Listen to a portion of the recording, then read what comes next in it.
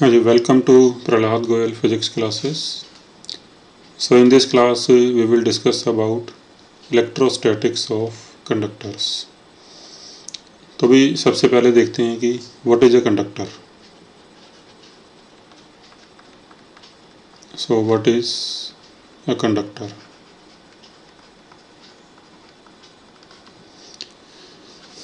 तो a conductor is a material in which there are lots of free electrons and electrons can move anywhere here and there inside the conductor. So a conductor is a material which has lots of free electrons which are free to move anywhere inside the conductor. तो मान लो जैसे ये कोई conductor है किसी भी shape size का, तो इसमें खूब सारे इलेक्ट्रॉन्स होंगे जो इधर उधर कहीं भी मूव करने को फ्री होंगे इसमें. ठीक है, तो मान लो जैसे कंडक्टर है,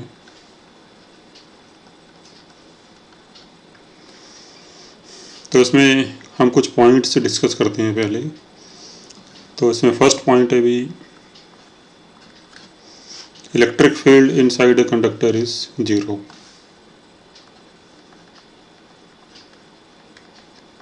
electric field is 0 inside a conductor.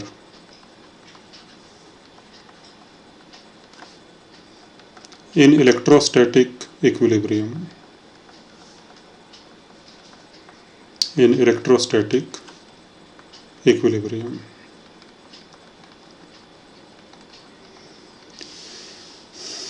तो देखो इलेक्ट्रोस्टैटिक का मतलब क्या हुआ. इलेक्ट्रोस्टैटिक का मतलब ये हुआ कि इस कंडक्टर पे जो भी चार्जेज हैं वो सारे अगर रेस्ट पे हैं तो electrostatic means when all the charges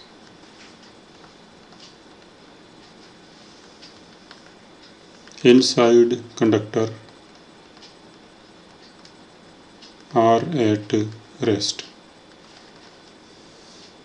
तो अगर इस पे सारे चार्जेज रेस्ट पे आ चुके हैं तो फिर नेट इलेक्ट्रिक फील्ड किसी भी पॉइंट पे इनसाइड जो है वो जीरो के बराबर होगा. हाँ, अगर जब चार्जेज मूव कर रहे हैं इसके अंदर, when the charges are moving here and there, then it may not be so. तब हो सकता है कि इलेक्ट्रिक फील्ड इसके अंदर जीरो ना हो.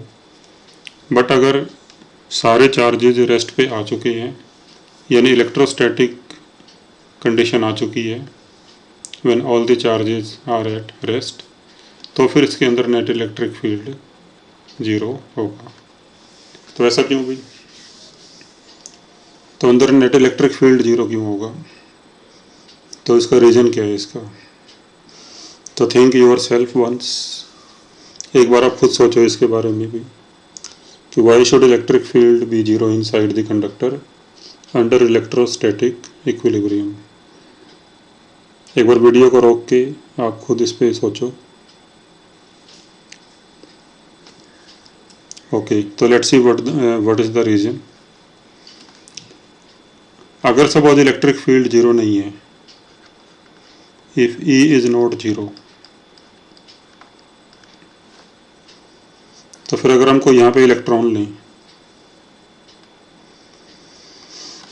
कंसिडर एन इलेक्ट्रॉन, और मान लो यहाँ पे इलेक्ट्रिक फील्ड जीरो नहीं है, then a force should act on the electron somewhere. ठीक है, अगर इलेक्ट्रिक फील्ड जीरो नहीं है then a force will act on electron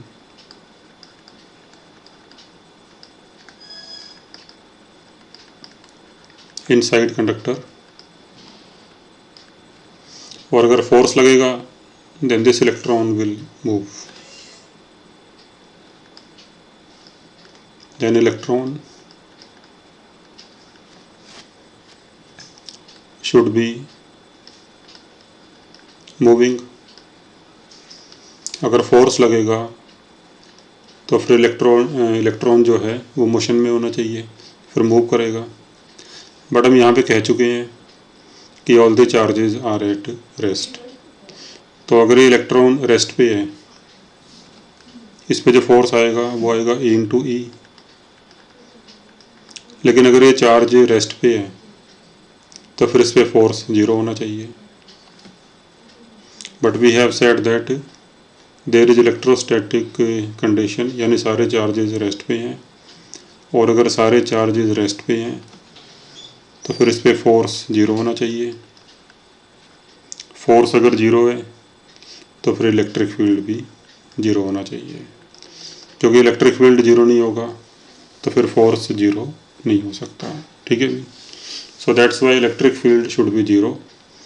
तो अगर सारे चार्जेज रेस्ट पे आ चुके हैं तो फिर अंदर किसी भी पॉइंट पे इलेक्ट्रिक फील्ड 0 होगा।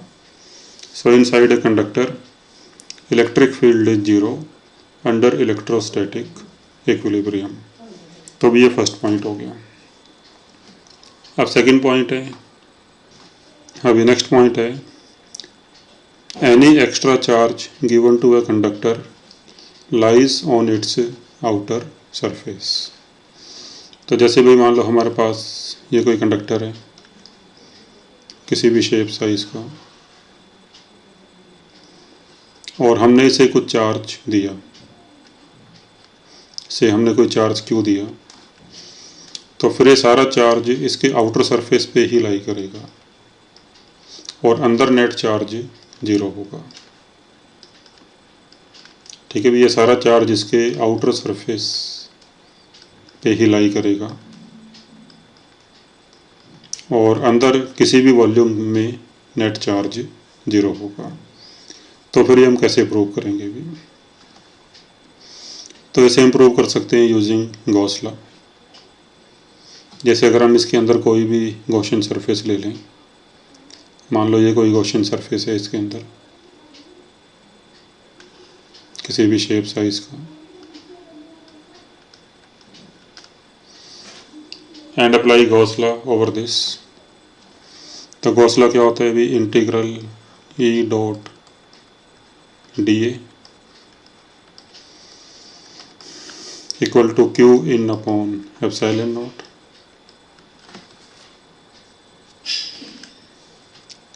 तो अभी हम फर्स्ट पॉइंट पे हमने कहा था कि electric field at any point inside the conductor is 0। तो फिर ये जो गॉसियन सरफेस है इसके हर पॉइंट पे इलेक्ट्रिक फील्ड 0 होना चाहिए।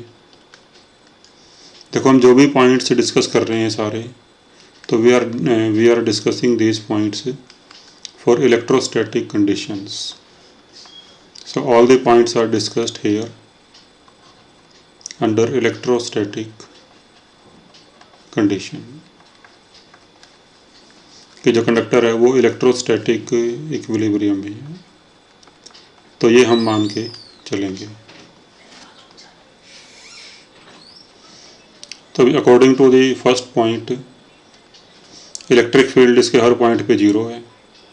तो इलेक्ट्रिक फील्ड अगर 0 होगा हर पॉइंट पे तो फिर इसका लेफ्ट हैंड साइड 0 हो जाएगा।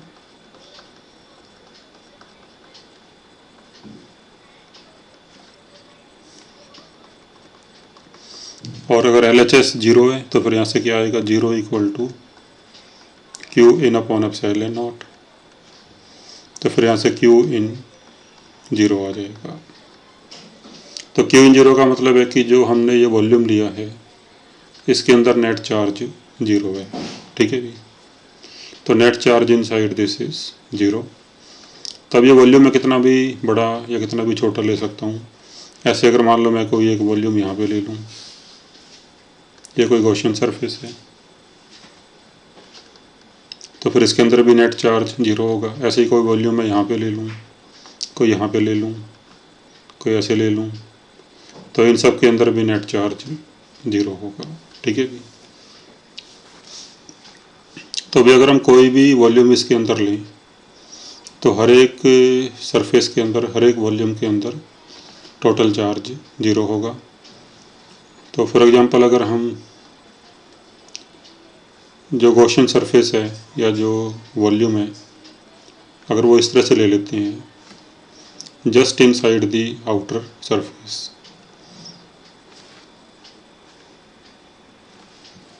तो मान लो अब ये हमारा गॉसियन सरफेस है। Suppose this is our Gaussian surface just inside the outer surface of the conductor. So let's say select our Gaussian surface just inside the surface of conductor. तो फिर इसके भी हर पॉइंट पे इलेक्ट्रिक फील्ड जीरो होगा, और अगर इसके भी हर पॉइंट पे इलेक्ट्रिक फील्ड जीरो है तो फिर इसके अंदर भी नेट चार्ज जीरो होना चाहिए। तो फिर अगर इसके अंदर नेट चार्ज जीरो है तो फिर जो भी हम चार्ज देंगे तो that will reside on the outer surface of conductor. ठीक है भी, और तो फिर कोई जगह नहीं बची जहाँ पे चार्ज जा सके, तो इसका मतलब जो भी हम चार्ज इसको देंगे तो that will lie on its outer surface. एक तो तरीका ये है भी इसको कहने का गॉस लॉ से। दूसरा हम इसको सिंपल लैंग्वेज में ऐसे भी कह सकते हैं, because the charge can move on conductor because the charges can move on conductor। तो जब इसको हम कोई चार्ज देंगे, अलग से एक्स्ट्रा चार्ज देंगे, तो फिर because of the repulsion between the charges, जैसे हमने इसको पॉजिटिव चार्ज दिया तो उन पॉजिटिव चार्जेस में आपस में रिपल्शन होगी, और रिपल्शन की वजह से क्या होगा, they will try to go,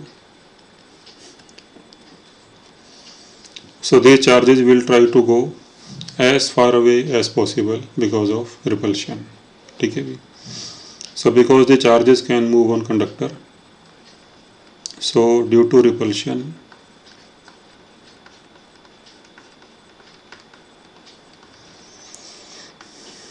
the charges will try to go as far away from each other as possible। तो रिपल्शन की वजह से एक दूसरे से जितना ज़्यादा दूर हो सके उतना दूर जाना चाहेंगे, तो फिर ultimately they will reside on the outer surface. ठीक है भी, तो सेकंड मेथड इसको कहने का ये है। इसके बाद थर्ड पॉइंट है भी, a conductor is an equipotential body। A conductor is an equipotential body।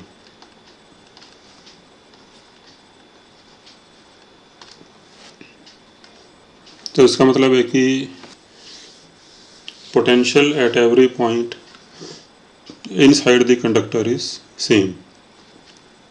तो अगर मान लो कोई एक पॉइंट यहाँ पे ले लें, एक पॉइंट यहाँ पे ले लें, एक यहाँ पे ले लें, एक यहाँ पे ले लें, तो potential at every point inside the conductor and also on the surface is same everywhere. So a conductor is an equipotential body. So potential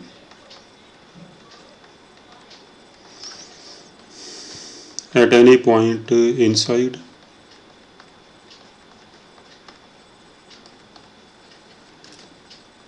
and on surface of conductor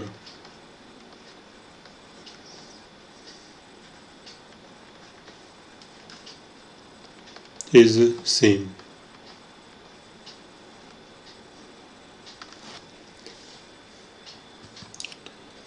so VA equal to VB equal to VC equal to VD।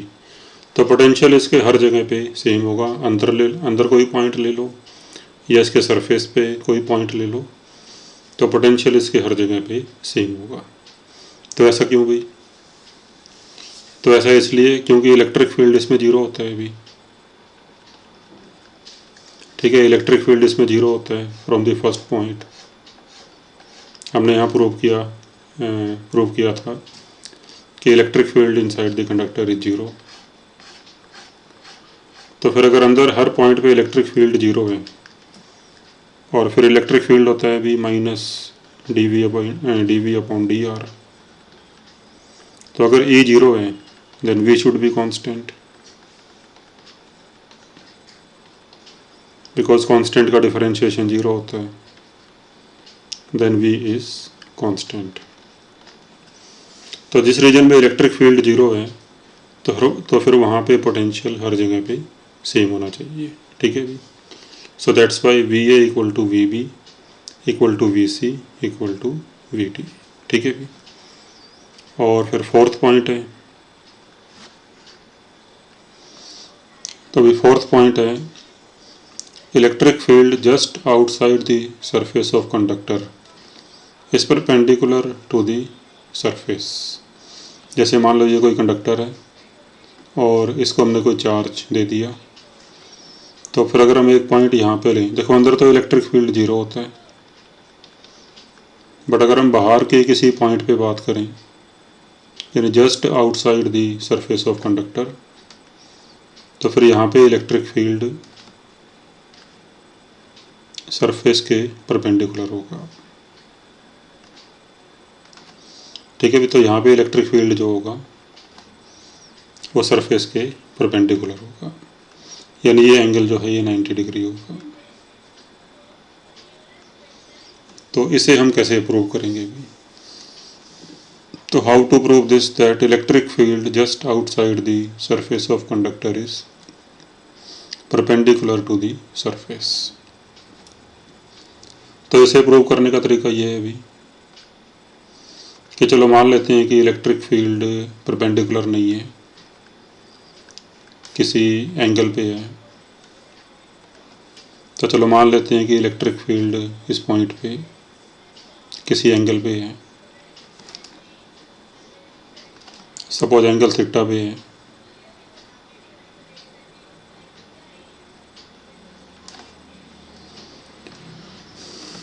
तो फिर ई का एक component इस तरफ आएगा, ई cos theta, और एक component इस तरफ आएगा, ई साइन थीटा। अब जो ये वाला कंपोनेंट है भी ई कोस थीटा जो सरफेस के पैरेलल है, तो कोई चार्ज अगर यहाँ पे होगा सरफेस पे, तो फिर ये कंपोनेंट ई कोस थीटा इस चार्ज पे फोर्स लगाएगा, और इस चार्ज पे फोर्स लगेगा, then this charge should be moving along the surface of the conductor. ठीक है भी। तो we let E is not perpendicular to the surface, then component of electric field E cos theta parallel to the surface will apply force on the charges and then charges should move along the surface। तो फिर इस component की वजह से जो charge होंगे यहाँ पे तो वो सरफेस के अलोंग ऐसे मूव करने चाहिए। But we have said that there is electrostatic condition, but we have assumed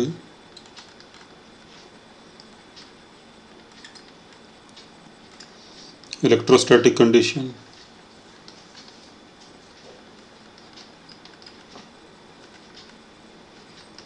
means no charge is moving, no charge is moving,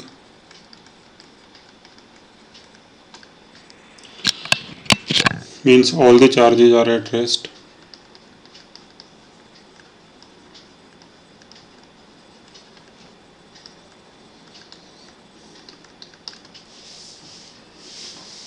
तो फिर इन चार्जेस पे फोर्स जीरो होना चाहिए। अगर ये मूव नहीं कर रहे हैं तो फिर इन पे नेट फोर्स जीरो होना चाहिए, और नेट फोर्स जीरो अगर है तो फिर ये कंपोनेंट इलेक्ट्रिक फील्ड का ये भी जीरो होना चाहिए। So E cos theta should be zero. क्योंकि अगर ये कंपोनेंट जीरो नहीं होगा तो फिर चार्ज मूव करेंगे, and because charges are not moving so this component of electric field should be zero. तो फिर यहाँ से cos थीटा जीरो आ जाएगा, तो यहाँ से थीटा की वैल्यू आ जाएगी 90 डिग्री। तो थीटा 90 आ गया, it means electric field is perpendicular to the surface of conductor. इसके बाद फिफ्थ पॉइंट है अभी, तो फोर्थ पॉइंट में हमने ये प्रूव किया कि इलेक्ट्रिक फील्ड परपेंडिकुलर होगा सरफेस के, and in fifth point value of electric field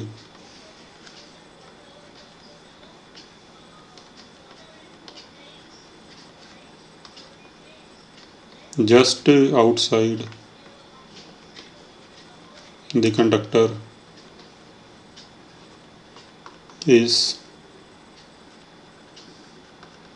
sigma upon epsilon naught,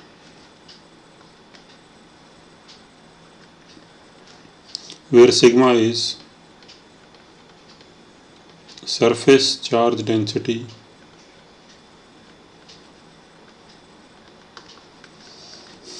at that point.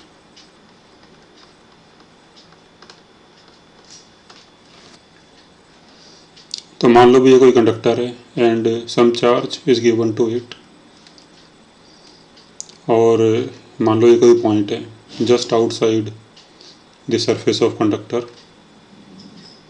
और यहाँ पे सरफेस चार्ज डेंसिटी सिग्मा है मान लो इस पॉइंट पे।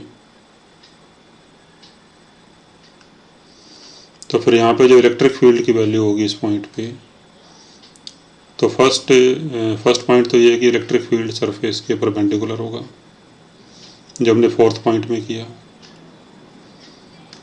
और फिफ्थ पॉइंट ये कह रहा है कि जो ये इलेक्ट्रिक फील्ड है इसकी वैल्यू होगी सिग्मा अपॉन एप्सिलॉन नॉट। ये पॉइंट थोड़ा मैंने जानबूझ के दूर दिखाया है, otherwise this point is very close to the surface of conductor.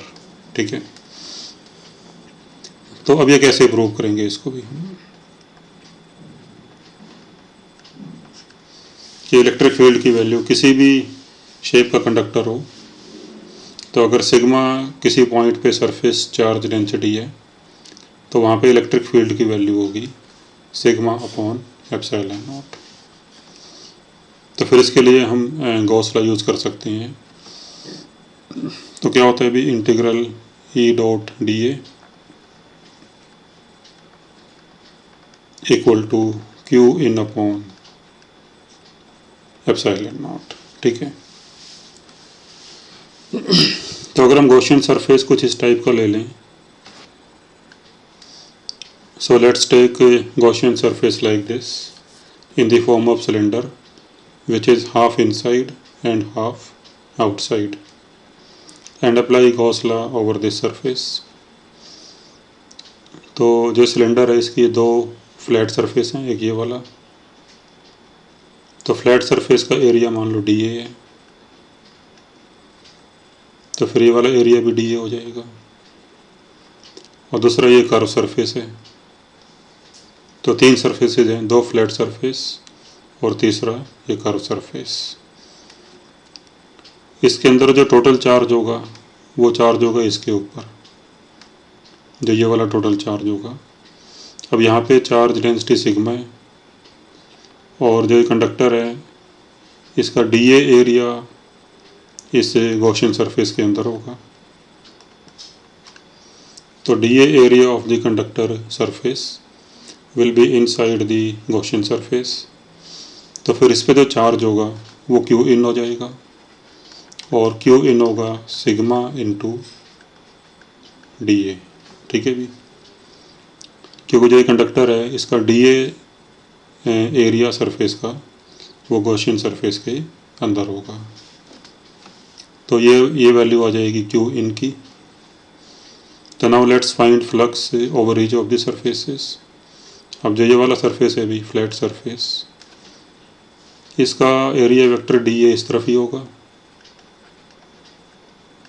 तो फिर इसमें से फ्लक्स आ जाएगा ई इंटू डी ए, दोनों एक ही डायरेक्शन में है, एंगल दोनों के बीच 0 डिग्री, तो फ्लक्स होता है जैसे ई ए कोस थीटा, थीटा 0 डिग्री है तो फ्लक्स आ जाएगा E into D A.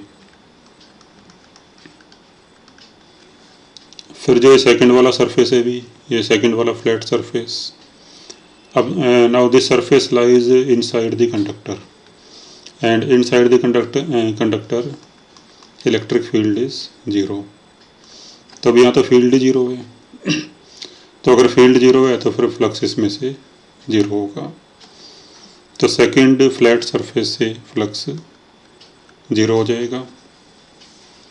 Now next this curve surface, अब जो ये कर्व सरफेस है इसके किसी पॉइंट पे अगर आप देखोगे, मान लो यहाँ पे अगर हम लें, तो electric field is perpendicular to the surface, तो यहाँ पे इलेक्ट्रिक फील्ड इस तरफ होगा भी।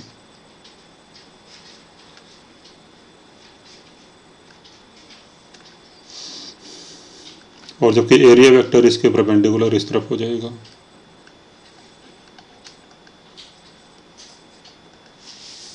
तो एंगल 90 डिग्री हो गया, तो फिर इसमें से फ्लक्स 0 हो जाएगा।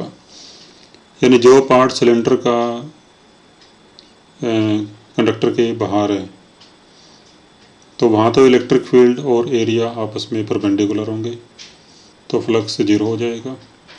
और जो पार्ट अंदर है यहाँ तो इलेक्ट्रिक फील्ड 0 है, यहाँ तो इलेक्ट्रिक फील्ड 0 है, तो यहाँ तो फ्लक्स वैसे ही 0 होगा। तो फिर overall flux passing through the curve surface is also 0। और फिर क्यू इन की वैल्यू पुट कर दो सिग्मा इंटू डी ए, तो डी ए से डी ए कैंसिल हो गया, तो यहाँ से ई की वैल्यू आ जाएगी सिग्मा अपॉन एप्सिलॉन नॉट। तो यही हमने प्रूव करना था अभी, ठीक है, ये प्रूव हो गया।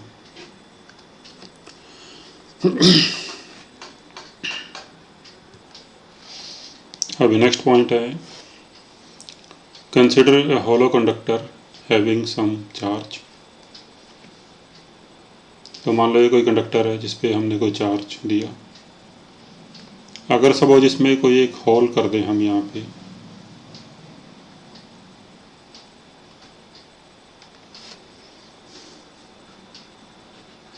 if a small hole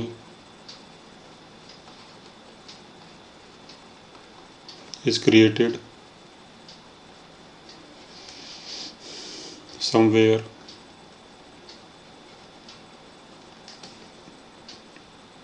on the surface of conductor,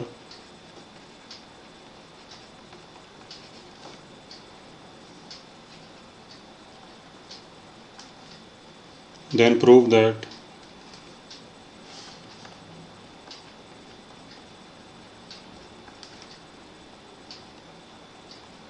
electric field near the hole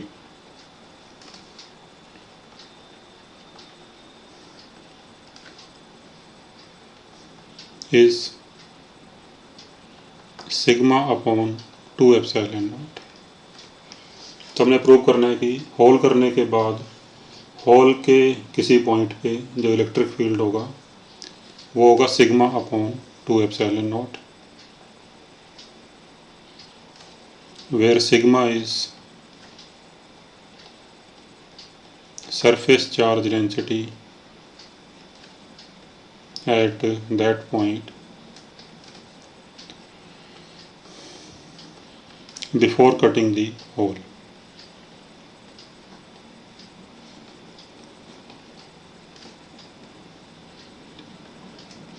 यानी होल जब ये कंप्लीट था, जब हमने होल नहीं कट किया था उस समय मान लो यहाँ पे सरफेस चार्ज डेंसिटी सिग्मा थी, तो हमने होल कट कर दिया, तो होल कट करने के बाद यहाँ पे किसी पॉइंट पे इलेक्ट्रिक फील्ड जो होगा वो होगा सिग्मा अपॉन 2 एप्सिलॉन नॉट। तो ये हमने प्रूव करना है। एंड अज्यूम दैट कि होल कट करने से जो रिमेनिंग चार्ज है उस पर कोई इफ़ेक्ट नहीं होता। Assume no effect on remaining charge due to cutting the hole। यानी जो रिमेनिंग चार्ज है ये वाला इसकी डिस्ट्रीब्यूशन पे या इसकी वैल्यू पे कोई फ़र्क नहीं पड़ता। ठीक है। तो let's see how to prove it. तो अगर हम एक पॉइंट कंडक्टर से थोड़ा बाहर ले लें, यहाँ पे ले लें, और एक पॉइंट थोड़ा इसके अंदर ले लें, से पॉइंट 1 एंड पॉइंट 2, तो अभी point 1 and 2 are very close.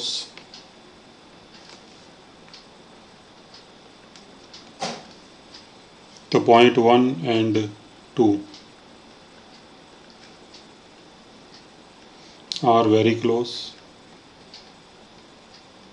फ़र्क इतना है कि बस पॉइंट 1 सरफेस के जस्ट बाहर है और पॉइंट 2 सरफेस के जस्ट अंदर है। तो जानबूझ के इनको थोड़ा मैंने दूर दिखाया क्लैरिटी के लिए। Otherwise point 1 and 2 they are very close to each other.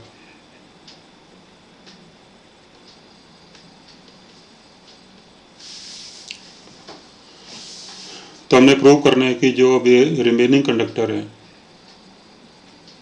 उसकी वजह से पॉइंट 1 पे या पॉइंट 2 पे इलेक्ट्रिक फील्ड कितना है, सिग्मा अपॉन 2 एप्सिलॉन नॉट। तो मान लो जो रिमेनिंग कंडक्टर है उसकी वजह से पॉइंट 1 पे इलेक्ट्रिक फील्ड ई है,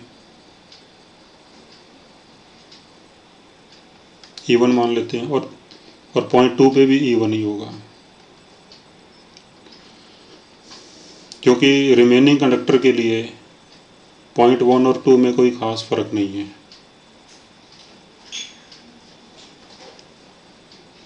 so due to remaining part of conductor,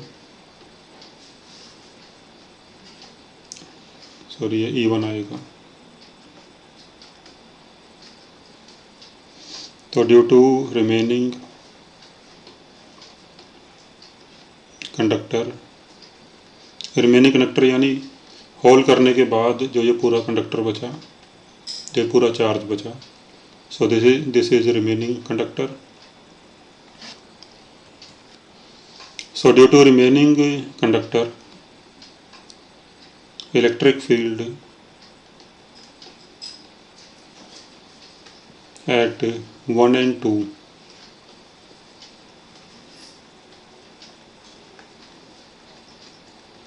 will be almost equal, क्योंकि पॉइंट 1 और 2 रिमेनिंग कंडक्टर के लिए ऑलमोस्ट दोनों एक ही पॉइंट हैं, बस फ़र्क इतना है कि 1 जस्ट बाहर है और 2 जस्ट अंदर है। तो फिर जो रिमेनिंग कंडक्टर है उसके लिए दोनों पॉइंट्स में कोई डिफरेंस नहीं है, तो फिर इन दोनों पॉइंट्स पे इलेक्ट्रिक फील्ड सेम होना चाहिए ड्यू टू रिमेनिंग कंडक्टर। तो हमने सपोज वो मान लिया E1, तो हमने E1 की वैल्यू ही निकालनी है एक तरह से, सिग्मा अपॉन 2 एप्सिलॉन नॉट। ठीक है।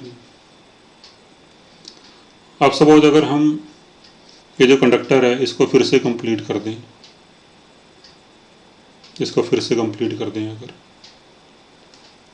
तो फिर जो ये वाला चार्ज था, इस जो हमने कट किया था, ये जो पार्ट है कंडक्टर का, इस पे जो चार्ज है मान लो इस वाले पार्ट पे, फिर इसकी वजह से पॉइंट 1 पे इलेक्ट्रिक फील्ड इस तरफ होगा से E2,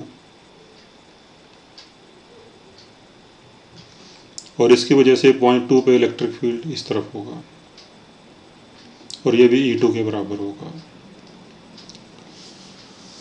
क्योंकि पॉइंट 1 और 2 इसके नज़दीक ही हैं, दोनों इसके काफ़ी नज़दीक हैं।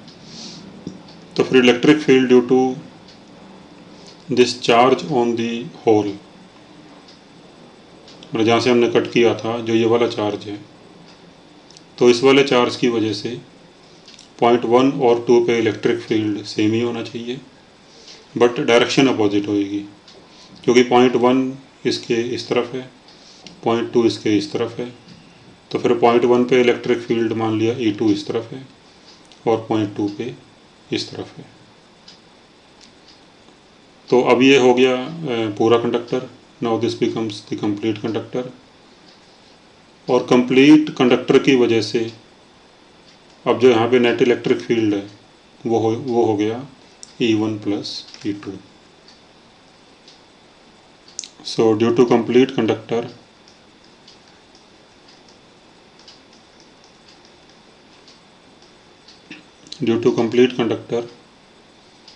तो नेट इलेक्ट्रिक फील्ड हो गया E1 प्लस E2। और ये हमने 5th पॉइंट में प्रूव किया था कि due to complete conductor electric field just outside कितना होता है, सिग्मा अपॉन एप्सिलॉन नॉट। और पॉइंट 2 पे जो नेट इलेक्ट्रिक फील्ड है वो हो जाएगा E1 माइनस E2, बिकॉज दोनों अपोजिट हैं। So due to complete conductor at point 1, तो पॉइंट 1 पे इलेक्ट्रिक फील्ड हो गया E1 plus E2 and that is sigma upon epsilon naught. And at point 2 net electric field होगा E1 minus E2, but that should be zero because inside a conductor net electric field zero होता है, तो फिर zero हो जाएगा भी। तो फिर यहाँ से E2 की वैल्यू आ जाएगी E1 और फिर E2 की वैल्यू यहाँ पुट कर दोगे तो फिर ये आ जाएगा E1 प्लस E1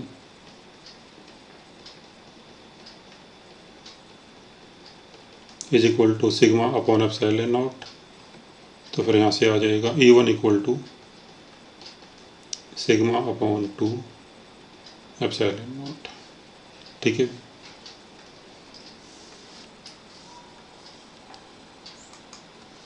तो यही हमने प्रूव करना था अभी, E1 equal to sigma upon 2 epsilon naught. तो ये प्रूव हो गया। तो अब देखो अभी इलेक्ट्रिक प्रेशर क्या होता है। तो जैसे मान लो ये कोई कंडक्टर है जिसको हमने कोई चार्ज दिया हुआ है, and consider a small area dA here। यहाँ पे अगर हम कोई स्मॉल एरिया dA ले लेते हैं और यहाँ पे चार्ज डेंसिटी सिग्मा है सपोज, तो फिर जो ये स्मॉल एरिया dA है इसके ऊपर इलेक्ट्रिक फील्ड जो होगा due to remaining part of conductor, तो वो इलेक्ट्रिक फील्ड होगा यहाँ पे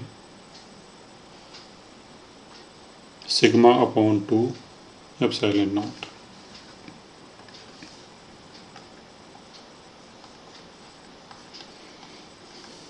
ठीक है भी, मतलब जो रिमेनिंग पार्ट है एक्सेप्ट दिस एरिया dA, इसको छोड़ के जो भी कंडक्टर बचा रिमेनिंग, तो उसकी वजह से यहाँ पे इलेक्ट्रिक फील्ड है sigma upon 2 epsilon naught as we proved here. और जो ये चार्ज होगा इस पे यहाँ पे, इस चार्ज की वैल्यू होगी dq equal to sigma into dA। Then what is force acting on this charge dq, तो फिर इस पे फोर्स हो जाएगा सपोज dF। तो फोर्स होगा charge into electric field. So force acting on the small charge dq due to remaining part of conductor, ये हो जाएगा dq इंटू ई। तो ये क्या हो गया भी, ये है force on small charge due to remaining conductor. तो dq की वैल्यू सिग्मा इंटू dA और E की value sigma upon 2 epsilon naught. फिर dA को नीचे ले आओ अगर,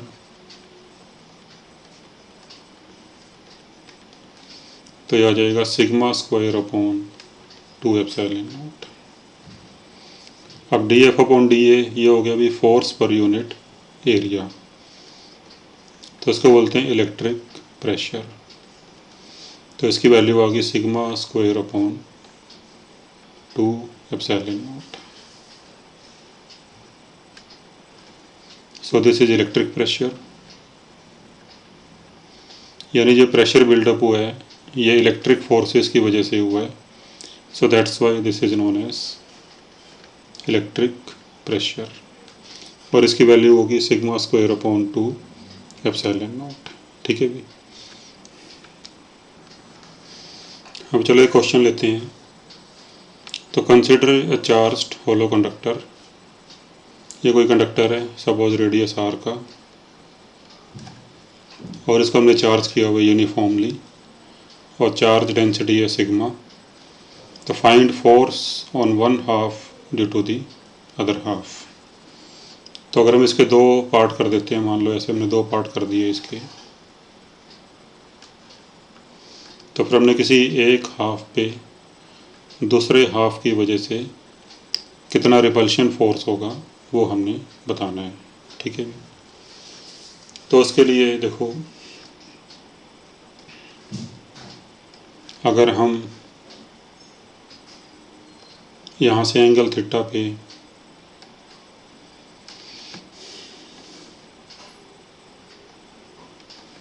एक डी थीटा एंगल की आर्क ले लें,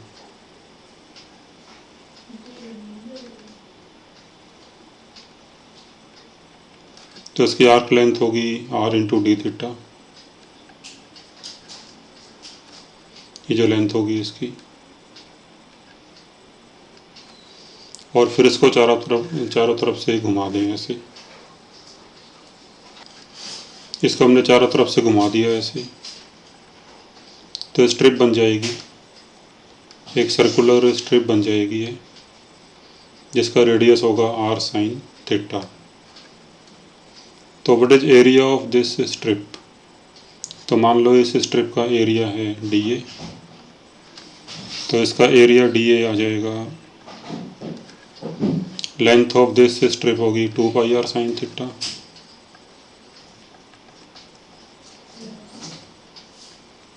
और इसकी विड्थ है R D theta. So this is the area of this strip. और यहाँ पे जो इलेक्ट्रिक प्रेशर होगा भी इस पॉइंट पे, तो किसी पॉइंट पे जो इलेक्ट्रिक प्रेशर है, तो मान लो इस पॉइंट पे जो प्रेशर होगा, अभी हमने पीछे किया, प्रेशर कितना था sigma square upon 2 epsilon naught. तो यहाँ पे प्रेशर है sigma square upon 2 epsilon naught. तो फिर इस प्रेशर की वजह से जो फोर्स आएगा इस स्ट्रिप के ऊपर, वो फोर्स मान लो डी एफ है। तो डी एफ फोर्स ऐसे एंगल पे आएगा, जैसे यहाँ पे इस तरह से आएगा, और अगर यहाँ पे हम देखें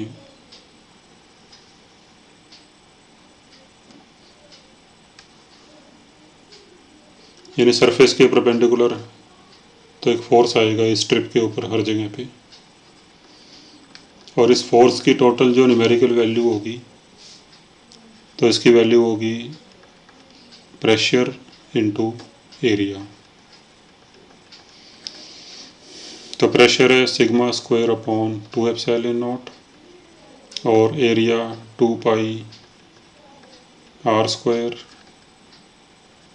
साइन थीटा डी थीटा। तो ये फोर्स ऐसे एंगल पे आएगा। फिर इन फोर्सेस के अगर हम कंपोनेंट करें,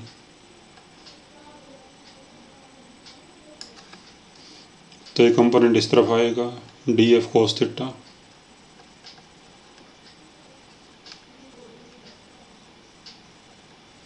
और एक इस तरफ आएगा डी एफ साइन थीटा।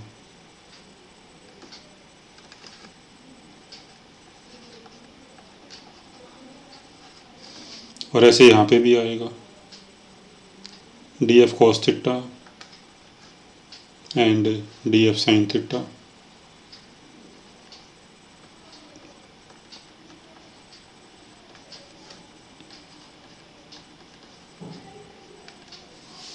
अब जो डी एफ साइन थीटा है देखो, वो अपोजिट डायरेक्शन में है सारे, तो ये आपस में कैंसिल हो जाएंगे, और जो डी एफ कोस थीटा है वो सारे ऐड हो जाएंगे। तो फिर जो नेट फोर्स आएगा इस स्ट्रिप के ऊपर, तो net force on the strip वो आ जाएगा डी एफ कोस थीटा। हम इसको ट्वाइस करने की ज़रूरत नहीं है, क्योंकि डी एफ में हमने जो एरिया लिया है डी ए, वो हमने सारा एरिया लिया है, ऊपर वाला भी और नीचे वाला भी। तो फिर इसमें सारा कंट्रीब्यूशन आ जाएगा, ऊपर वाले का भी और नीचे वाले का भी। तो फिर इसको 2 से मल्टीप्लाई करने की ज़रूरत नहीं है, और फिर इसको इंटीग्रेट कर दोगे।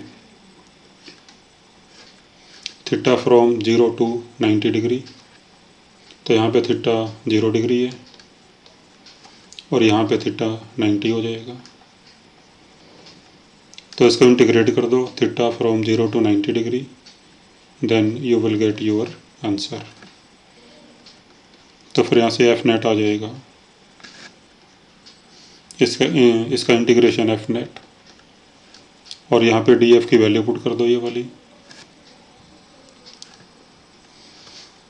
तो ये वैल्यू पुट कर दी भी हमने, तो डी एफ की ये वैल्यू पुट कर दी, तो ये आ जाएगा।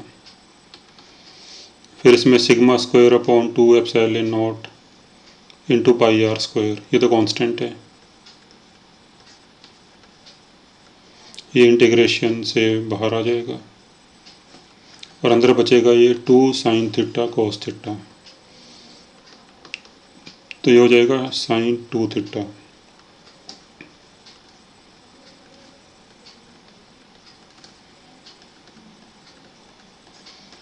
और फिर साइन 2 थीटा का इंटीग्रेशन होगा माइनस कोस 2 थीटा अपॉन 2। इस माइनस को बाहर ले लो,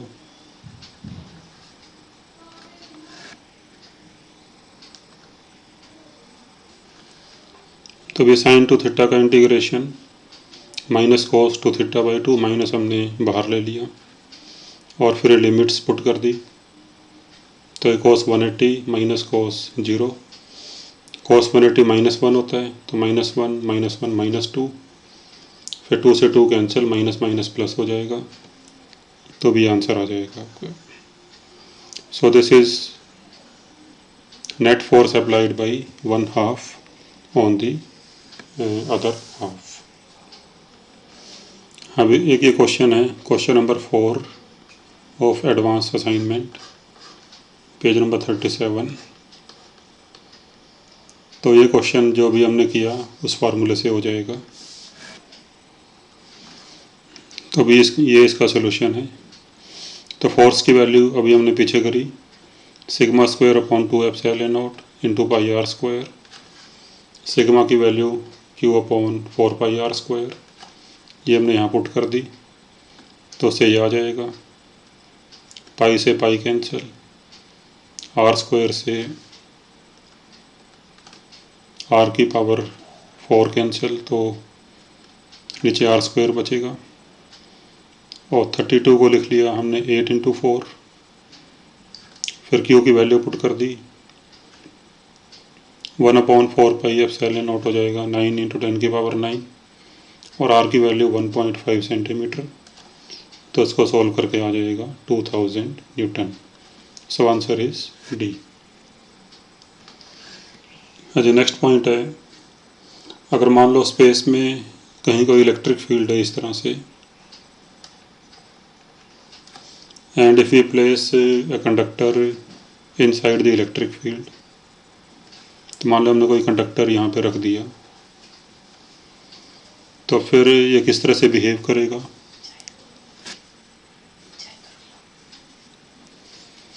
तो how will this conductor behave, और फिर जो इलेक्ट्रिक फील्ड का जो पैटर्न है, इलेक्ट्रिक फील्ड लाइंस का पैटर्न, वो किस तरह का हो जाएगा। तो लेट्स सी दैट। तो इसमें क्या होगा कि देखो, जैसे ये कंडक्टर है मान लो,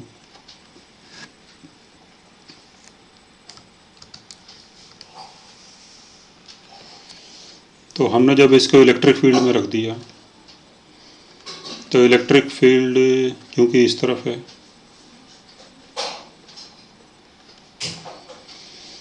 तो फिर ये इलेक्ट्रिक फील्ड क्या करेगा, इसमें जो इलेक्ट्रॉन्स हैं इनसाइड द कंडक्टर, जो फ्री इलेक्ट्रॉन्स हैं, तो उन पे इस तरफ ये फोर्स लगाना शुरू करेगा। So this electric field will apply the force on electrons in this direction, जिससे क्या होगा, इलेक्ट्रॉन्स फिर इस सरफेस पे आना शुरू कर देंगे, तो फिर इस सरफेस पे नेगेटिव चार्ज इंड्यूस हो जाएगा। बट जो कंडक्टर है वो ओवरऑल न्यूट्रल है अगर, तो फिर यहाँ पे पॉजिटिव चार्ज इंड्यूस हो जाएगा। Total charge of conductor is 0, but on the left surface negative charge will be induced and on the right surface positive charge will be induced। अब जो कोई इलेक्ट्रिक फील्ड लाइन यहाँ से आ रही होगी, ठीक है, अब जो कोई इलेक्ट्रिक फील्ड लाइन यहाँ से आ रही होगी तो that will terminate at the negative charge. अब यहाँ जो नेगेटिव चार्ज है भी, तो वो इलेक्ट्रिक फील्ड लाइन अब वो यहाँ पे आके टर्मिनेट हो जाएगी, और फिर जो पॉजिटिव चार्जेज हैं तो यहाँ से फिर न्यू इलेक्ट्रिक फील्ड लाइन यहाँ से बाहर जाएगी। And because inside the conductor electric field 0 होता है, so no electric field line will exist inside the conductor. तो फिर जो भी इलेक्ट्रिक फील्ड लाइन यहाँ से आ रही थी, so they will terminate at this negative charge like this।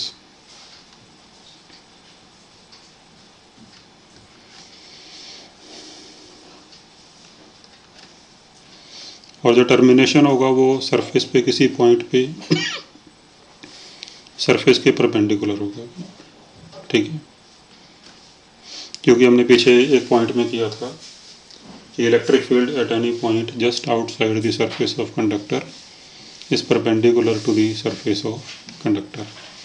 तो फिर जो भी इलेक्ट्रिक फील्ड लाइन यहाँ पे मिलेगी आके, वो सरफेस के परपेंडिकुलर आके मिलेगी। एंड सिमिलरली यहाँ से जो भी इलेक्ट्रिक फील्ड लाइन बाहर निकलेगी वो भी सरफेस के परपेंडिकुलर ही बाहर निकलेगी, लाइक दिस।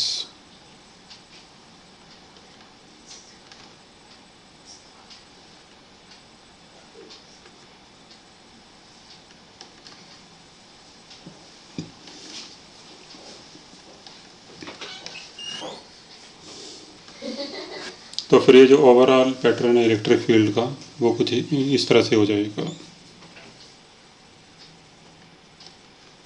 ठीक है भी।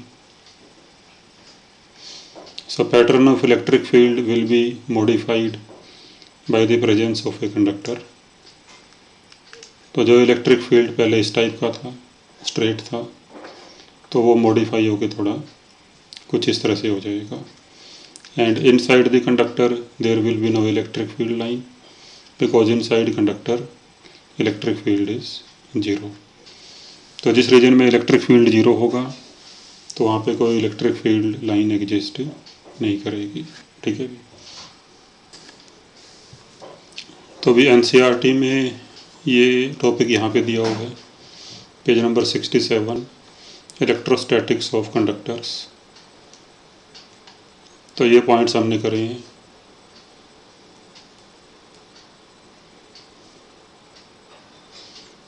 तो you can read from here, जैसे electric field at the surface sigma upon epsilon naught, तो ये हमने कर लिया है। ये चैप्टर 2 है NCERT का। ये electrostatic shielding, this we will do in the next video. तो अभी आप तो केवल ये 5 पॉइंट्स पढ़ सकते हो, और इसके बेसिस पे एक ये क्वेश्चन हमने चैप्टर 1 से भी किया है। अब ये वाला क्वेश्चन जो होल कट वाला क्वेश्चन था, तो ये चैप्टर 1 में है, एक्सरसाइज में। Show that electric field in the hole is sigma upon 2 epsilon naught. तो ये हमने कर लिया, ठीक है। और ये 5 पॉइंट्स हमने कर लिए, तो ये आप यहाँ से पढ़ सकते हो। एक ये क्वेश्चन है भी, क्वेश्चन नंबर 2.16, ये चैप्टर 2 में है, तो हो सके तो इसको आप ट्राई करना। So this question I will explain in the next video, in any of the next video. So try this question yourself. तो फिर इस क्लास में इतना ही करते हैं, बाकी in the next class. Thank you. Okay.